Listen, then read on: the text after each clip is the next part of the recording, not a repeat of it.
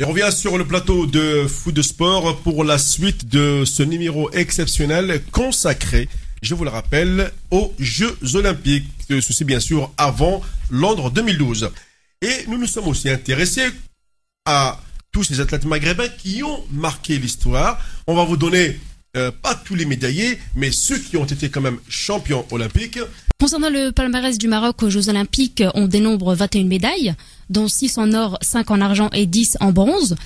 Pour les médailles d'or, on a Nawal El Moutawakil en 1984 à Los Angeles pour le 400 mètres haies, Saïd Aouetta à Los Angeles également en 1984 pour le 5000 mètres, Brahim Boutayeb en 1988 à Séoul pour le 10 000 mètres, Khalid Ska à Barcelone en 1992 pour le 10 000 mètres également, et Hicham El Garouj, double médaille d'or en 2004 à Athènes sur le 1500 mètres et le 5000 mètres. Ensuite, on peut parler également de Hassan Ben Hassi qui a été médaillé de bronze, d'argent puis de bronze pour les éditions de 2004 et de 2008 à Athènes et Pékin. Et Hicham El Garouj, double médaille d'or en 2004, qui a été médaillé d'argent l'édition précédente à Sydney en 2000 sur le 1500 mètres. On se souvient tous de la remise de médaille de l'hymne marocaine à Athènes en 2004. Ouais. Alors justement, on va s'arrêter un petit peu quand même sur ces médaillés marocains si vous le voulez bien.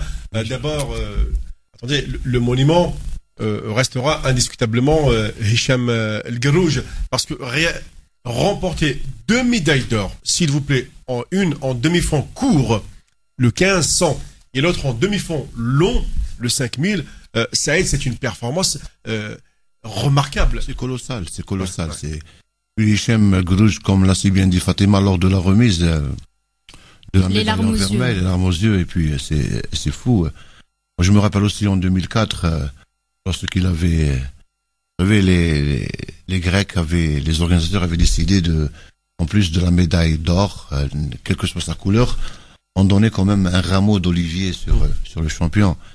Et pour la petite histoire, en Algérie, on avait récolté aucune médaille. On disait, il y avait un journal qui avait titré même pas un rameau d'olivier. Il a raison. Il avait raison. Même pas le rameau d'olivier. Alors, je crois que là, pour revenir à Mohamed, ce que tu disais sur Garouj, c'est une pointure, c'est un monument. Moi, Garouj, il n'est plus à présenter. Il a toujours marqué l'histoire de l'athlétisme marocain, arabe, africain, et je crois que c'est une considération. Le Maroc, depuis la fameuse course de Garouj, on voit plus une succession, mais j'espère qu'avec des petits champions qui sortiront bientôt, on verra quand même que l'athlétisme marocain reprendra du poil de la bête pour redorer un peu son blason et dominer un peu l'Afrique et pourquoi pas le monde. Oui, parce qu'aujourd'hui, on le constate quand même, c'est vrai qu'il y a le retour en puissance des Kenyans et des Éthiopiens, alors que le demi-fond était, on va dire, maghrébin. Moi, quand je regarde, ne serait-ce que le détail complet des médaillés olympiques marocains, sur les 21 médailles, 19 sont issus d'une même discipline, l'athlétisme. C'est énorme. Non, parce que ou 18, même dans une seule édition, vous savez, pour un athlète, à la base, son rêve, c'est de jouer, c'est de prendre part aux Jeux Olympiques, Déjà, pour reprendre un peu la sentence de Pierre de Coubertin qui disait que l'essentiel c'est la participation. Alors, à remporter une médaille, quelle que soit sa couleur, c'est déjà un exploit. Déjà. Garouj, comme l'avait si bien dit Fatima, avait remporté 2 médailles dans la même édition, dans deux courses différentes. Ce n'est pas tous les jours qu'un athlète de renommée mondiale fasse ce record. Il y a des grands champions, mais bon, je dis bien dans l'athlétisme. On peut trouver ça dans la natation, peut-être je sais pas, peut-être au karaté ou là quelque chose. Même si le karaté n'a pas été une discipline olympique, ça fait bien longtemps. Mais je crois que l'exploit qu'avait réalisé notre ami Hicham Garouj à Athènes en 2004, dans deux courses différentes dans la même édition, relève du sensationnel. Parce que ce qu'il faut expliquer aux auditeurs, c'est que ce n'est pas le fait d'avoir gagné ces 2 médailles, c'est déjà d'avoir obtenu les qualifications sur plusieurs tours, parce qu'on n'arrive pas en finale comme ça. Allez, voilà, je suis El Garouj, on me place en finale. Mais non, il y a les séries, il y a les quarts, il y a les demi. Il y a aussi, surtout en athlétisme, on a le Jamaïcain Bolt a été disqualifié récemment à cause d'un mauvais départ. Ben, ça peut, même si on est préparé moralement, physiquement, on se concentre sur le sujet, on est là, on écoute la musique, et puis un petit faux départ vous êtes disqualifié. C'est-à-dire que tout ce que vous avez préparé tombe comme un château de cartes. Donc là, moi je pense que bon, je le dis, je le répéterai peut-être jamais assez. Le travail est colossal de Hicham Guerrouj. Bravo encore une fois. Même si aujourd'hui, moi, si j'ai des DVD de Hicham Guerrouj, il m'arrive parfois de les revoir, ne serait-ce que pour m'évacuer un peu et revoir un peu les choses. Mais moi, Mohamed, pour répondre à Saïd, c'est vrai que bon, Hicham, c'est un grand athlète, il y a rien à dire, mais il y a quand même aussi, il faut sans oublier Saïd Aouita, moi, qui m'avait fait énormément plaisir. C'était l'un des premiers quand même qui régnait sur cette discipline. D'ailleurs, on a souvent vu des athlètes maghrébins sur le 1500 mètres. Je me suis toujours demandé pourquoi. Surtout qu'après, tu retrouvais que des Kenyans, Je pense que c'est la morphologie même de l'athlète maghrébin. Oui. On va dire que son corps est vraiment fait pour le demi-fond. Oui. Pas pour le sprint. D'ailleurs, on remarque que souvent les sprinters viennent soit du Ghana ou du Nigeria, mais pas d'Afrique du Nord. L'Afrique du Nord, elle nous a toujours fait cette agréable surprise d'avoir des coureurs de 800, du 800 jusqu'au marathon, voilà. Ouais, et l'avantage qu'a le Maroc par rapport à d'autres pays comme l'Algérie ou la Tunisie, c'est qu'il avait des athlètes du 800 au marathon. Faut pas oublier Jawad Khalif au marathon quand même. Des garçons comme Khalid Ska, comme Lahlou, comme Lahlafi, tout à l'heure on en a parlé. Et la morphologie se rassemblait beaucoup plus aux Éthiopiens, aux gens que, vous savez, Saïd Aouita et Hicham Guerrouj avaient des mollets de coq. Il y avait pas beaucoup de mollets, mais absolument. Ils avaient des cœurs de lion. Oui. Voilà, c'est la raison pour laquelle ils remportaient quoi. Et juste pour revenir sur les Jeux Olympiques, la force de cette compétition, c'est qu'un athlète qui arrive du jour au lendemain et totalement dans l'inconnu peut, en l'espace d'une course, passer totalement dans la notoriété, dans la célébrité du jour au lendemain. Et en plus de ça, totalement à vie, quoi. C'est-dire. C'est le cas de Nawal Moutawakil. C'est une compétition vraiment. J'oublierai jamais sa course. Personne s'attendait à avoir une petite marocaine, un petit bout de chou, d'Amélie on ne savait pas on peut revenir d'un moment à l'autre. Pour la petite histoire, je vais un peu sauter du coq à l'âne pour aller au championnat du monde d'athlétisme. Saïd Guerni, qui avait remporté en 2003 le champion du monde. Oui. Il jouait au domino la veille. Non.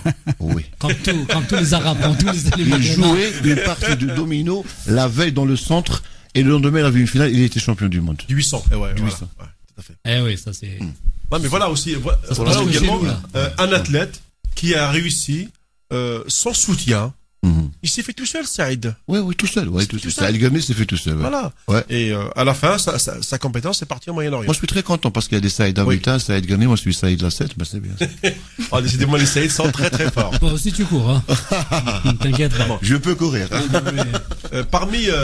Donc Fatima, parmi les femmes, donc on avait parlé de Nawal Moutawakil. Il faut parler effectivement de Nezha Bidouane, également championne du 800 mètres. Hasna Ben Hassi, qui a fini troisième. Et je crois qu'il y a deux petites jeunes qui arrivent en ce moment. Je n'ai pas encore pris leur nom, mais il y a Myriam Sulsouli. Voilà, c'est ça que j'ai cherché. Qui s'est distinguée lors des derniers mondiaux salles à Istanbul, en obtenant la médaille d'argent aux 1500 mètres. Encore le demi-fond. Le pépinière, une pépinière. Ça veut dire qu'il y a une relève. Et tout à l'heure, d'ailleurs, Fatima, qui va quand même nous donner ces athlètes qui peuvent être la fierté du Maroc, c'est-à-dire ceux qui seront en mesure peut-être de remporter une médaille au JO. Je pense que pour le 1500, à mon avis, enfin côté masculin déjà, Iguider est bien placé. Et là, la petite jeune Myriam, puisque tu viens de le dire, médaillée d'argent au 1500 championnat du monde, c'était en Turquie en salle. Oui, c'est ça, Istanbul. Ouais. On a également Abdelatif Iguider, qui s'est distingué aussi lors des derniers mondiaux salles à Istanbul en obtenant la médaille d'or sur le 1500 mètres. Ça veut dire que déjà, le Maroc est paré pour les JO là. Oui, absolument, ouais. Saïd, tiens, juste pour nous amuser un petit peu la galerie, puisque c'est vrai qu'à cette heure-ci, comme on sort un petit peu de l'ordinaire, quels sont les athlètes algériens du 1500 chez les hommes et chez les filles qui peuvent faire la surprise? Où ça? Actuellement, Saïd. Actuellement, oui. C'est pour ça que j'ai posé la question. Il y a un problème de calendrier là. Il y a un problème de calendrier. Il faudrait attendre un tout petit peu. Peut-être que nous allons courir avec un couloir vide dans chaque épreuve. Parce que peut-être que on sera pas intéressé par la vitesse du vent parce qu'il n'y a pas d'athlètes pour le moment. Ce qui est dommage, c'est que ce ne sont pas les jeunes qui manquent, ni les athlètes. Mais la politique du travail dans le sport algérien est à revoir à zéro. Il y a des problèmes dans toutes les instances fédérales, dans toutes les disciplines. Donc je crois que l'intérêt personnel a primé sur l'intérêt national pour donner des Guerrouj, des Hicham, des Moursley. On n'en voit plus ça. Je ne connais pas le nom des athlètes algériens qui courent de l'athlétisme parce qu'il n'y en a pas pour le moment. Les entraîneurs, Kema Khalmaqbil Mouhadjadi, il n'y a plus les anciens entraîneurs au niveau de l'instance fédérale. Il n'y a plus, on trouve pas. Le défaut du sport algérien, c'est qu'un athlète, il fait sa carrière, il est champion, il n'est plus rappelé par la fédération. C'est pas qu'on trouve pas, on les sollicite pas. On les sollicite pas, voilà. On ne les trouve pas au niveau de l'instance fédérale. C'est ça, voilà, c'est ça. Vous savez, en Algérie, ils ont la philosophie des chercheurs qui cherchent, on en trouve. Mais des chercheurs qui trouvent, on en cherche. Elle est pas mal la métaphore. Ouais. Alors, c'est du copinage. Ouais. Moi, j'ai Fatima qui a un 2S en sport, super sophistiqué, grande classe. Elle peut ramener un plus à mon sport. Je la connais pas, mais je connais Mohamed Jadi qui n'a pas de diplôme. Je fais rentrer Mohamed Jadi, c'est du copinage. Ouais. Et c'est ça le sport algérien. Alors arrêtons, il faut dire les choses telles qu'elles sont.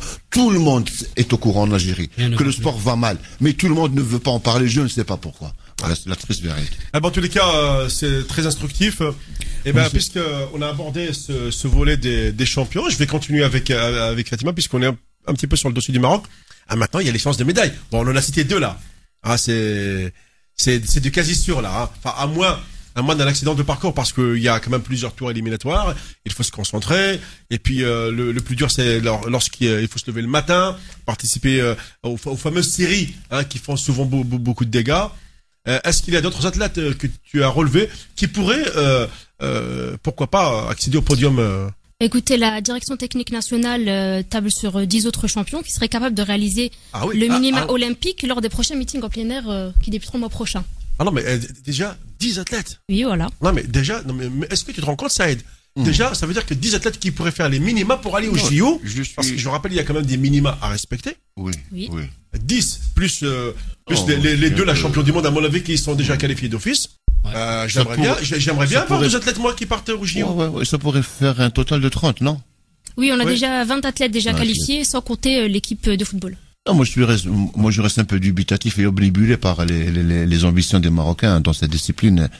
Là, il y a déjà 20, il reste encore 10 à pourvoir. Et ça vous donne que derrière ce chiffre éloquent, quand même, ce n'est pas un hasard, c'est pas la loterie, ça, c'est un travail qui a été fait derrière tout ça pour arriver à ces perspectives. Donc, je ne sais pas, moi j'aimerais bien avoir demain à côté de moi monsieur le président de la Fédération royale marocaine d'athlétisme pour me dire quel est le plan d'action de cette fédération qui est en train de donner des fruits à l'athlétisme. Parce que le Marocain, l'athlète, le Marocain en lui-même, l'adepte de l'athlétisme, il cherche pas comment se fait le travail, il cherche à ce que son athlète gagne des médailles. Là, je pense que sur 30 athlètes qui vont aller à Londres, il y aurait quand même des petites surprises. Ah oui. Sans compter, bien sûr, les 7 qualifiés pour la boxe. Oui, Fatima. Il y a 7 boxeurs. Tu vas encore nous assommer. Nous, on est déjà à 30. Sur les nous aussi, on a 6. Heureusement que l'Algérie a été sauvée par ses boxeurs. Hein. Ouais. Heureusement d'ailleurs. Et nous, on ne va pas aller en athlétisme parce qu'on est fatigué. On veut pas courir. On veut rester chez nous. On est en train de former, ça y est. On est en train de former. Quoi? On est en train de former. Tu parles de formation? Non, il a oublié le D. On est en train de déformer. Oui. En train de déformer. Alors justement, tiens, je vais profiter de l'occasion pour demander à Fatima la liste des 7 boxeurs. On les connaît, eux, il n'y a pas de doute. On les connaît, les 7 boxeurs qui vont représenter le Maroc et dans la catégorie de poids en l'occurrence. On a eu donc le tournoi africain de qualification pour les Jeux Olympiques qui a eu lieu à Casablanca du 28 avril au 5 mai. Et les adeptes de boxe ont pu se régaler puisque la compétition a été télédiffusée. Donc les 7 qualifiés sont Badreddine Hadioui, moins 75 kilos. Aboubakr Siddiq Lbida, moins 56 kilos. Ahmed Bakri, moins 81. Abdelali Dara, moins 49, Mehdi Khalsi, moins 69, Abdelhaq Atakni, moins 64 et Mohamed El Arjaoui, plus 91. Merci Fatima pour toute cette partie marocaine. Fin de la première partie de ce Fou de sport spécial des Jeux Olympiques. On se retrouve dans quelques instants pour aborder et la Tunisie et le Maroc. Et on reviendra, la Tunisie et le Maroc, la Tunisie et l'Algérie. Parce que j'ai l'impression que comme l'a dit Saïd, il n'y a pas d'athlète en Algérie. J'ai dû zapper, hein. C'est vraiment un lapsus que j'ai lancé, j'ai pas fait attention. Révélateur. Donc avec Farid, Nawel, on reviendra aussi un petit peu sur l'histoire de ces JO, les médaillés, donc on l'a dit, algériens et tunisiens. Et on parlera peut-être aussi des disciplines qui peuvent apporter un plus à l'Algérie. On parle de judo, mais décidément, apparemment, mis à part Soraya, il y a pas grand monde. Et puis surtout, la boxe comme